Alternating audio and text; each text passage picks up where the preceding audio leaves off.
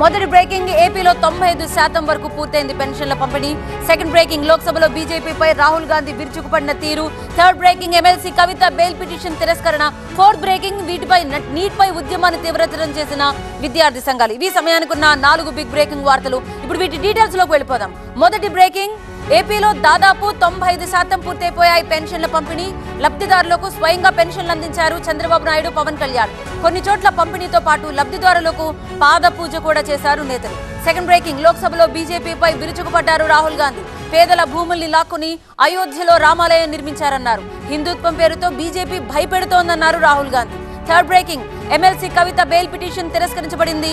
CBI, ED కేసుల్లో Delhi high court bail తిరస్కరించింది. Liquor కేసులో తిహార్ జైల్లోనే ఉన్నారు ఎమ్మెల్సీ కవిత. ఇక ఫోర్త్ బ్రేకింగ్ నీట్పై ఉద్యమాన్ని తీవ్రతరం చేసింది విద్యార్థి సంఘం. ఈ నెల 4న దేశవ్యాప్తంగా విద్యా సంస్థల బంద్కు పిలుపునిచ్చింది. నీట్ పేపర్ లీక్ నిరసనగా బంద్కు పిలుపునిచ్చింది.